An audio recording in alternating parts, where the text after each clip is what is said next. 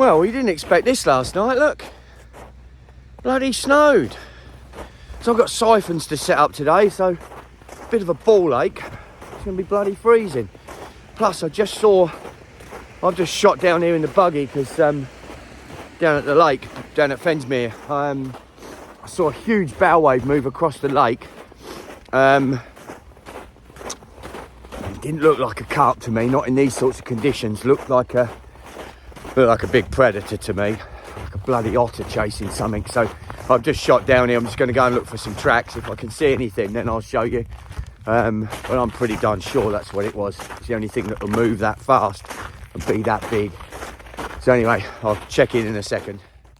Okay, so there are tracks, but I don't think that's otter. It's probably, it looks, it's going two together. So anyone out there that's an expert on tracks, animal tracks, is that a koi poo or is that just a big rabbit? It's not my expertise. It must be koi poo because it's coming from the water, but this is where I saw something come across to, so I'm just interested in that and interested what your views are. If anyone can let us know on the vid, that'd be absolutely fantastic. Cheers.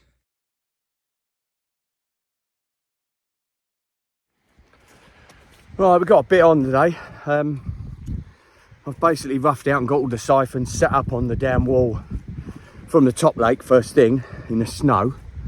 Fucking weather. I'm just getting stuff to set up the pêcherie and also the water pump, which I use obviously to put water in the other little C1 tank that I've got here, but I'll use it to prime the siphons because it's a darn sight easier than doing it with buckets. Been there, done that, got a t-shirt. It's a right raw pain in the arse. So as soon as I got them going, and I'll show you the process. I'll try and set the camera up on the gimbal on its tripody thing and show you what we're up to. All right, I'm going to crack on. Right, I'm just about to start getting these siphons set up. Because I use my siphon pipes on multiple different lakes, the width across the dam walls is always different. So I'm always having to rejig them and play around with getting the lengths exactly right for the amount of fall that I need on the far side of the dam wall and what I need to go in to the actual lake and how much depth I need to get water out. So I've got all my pipes there now ready. They're all set up and laid out as I need them. I've got a few joints that need gluing, which I'm going to do now while it's warm. I've sort of left everything out in the sun to warm up a little bit today. I've got towels and stuff to dry the joints. I'm going to get the joints all sorted, get everything put together, leave it for a little bit of time for that glue to go off. I've got to go and take another board out of the Leney pond, take the upstand pipe out so it can actually, water can drain out of there, so that'll match the water coming in from these siphons, and then we'll go ahead. I'll get the pump all started up, we'll fill up the siphons and we'll go through the process of getting that sorted. So hopefully it'll all go okay. Okay, so you can see behind me all the siphons are now set up. They're all actually in the water, caps are on, bit of water in there on that end, if you can see there we go. I'll do a bit of a close-up with it. These are all then down into what is the spillway on this top lake. It's not a concreted spillway, it's something I've got to do. At the moment I've put a makeshift pêcherie in there, and I've got gauzes or grids to go over the end of each of these siphons. Obviously to stop any fish getting sucked down there. There is some, these have got the Leneys in up here, you see, the C2, so there's a possibility that a couple of them could get pulled in through this lot and down into there, so I don't really want that to happen, especially if it's an absolutely belting zip. So I'm just going to go ahead with it as it is now. I can't film while I'm getting them set up, unfortunately, because I haven't had the chance or the time to get to really understand how the gimbal works, because it should be able to follow me about and do it, but I'll get onto that.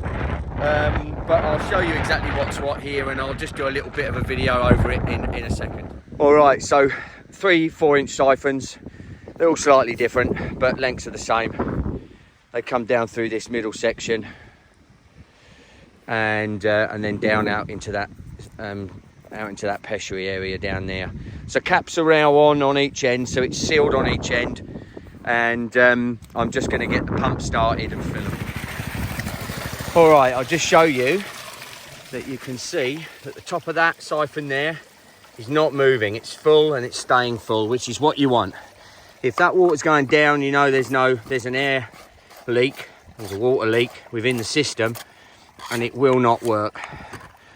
I've got one that's leaking through a joint. Now this one here, I think it's got a slow leak somewhere I've got to try and find. I'm going to fill that one up, just come back to look at it. That one there I know I can see it coming out. You can see it down there, look.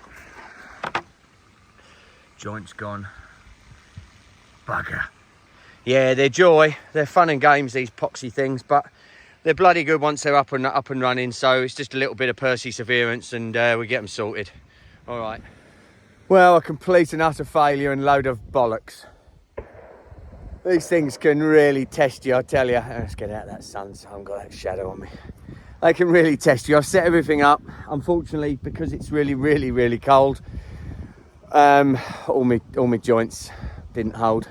Even though I had them out in the sun and everything should have been cushy, and they were also taped. All the joints went, which meant it sucked air into the system, and they all failed. So I've got to start all over again. Oh, I tell you, I love these things. They're just so gold. When they're going, they're bloody awesome. But especially doing them on your own, because you have to go out. Because it's quite a way out into the lake here. I have to go out in a boat, and I have to pull and lift the siphon tube up in the water as I go out.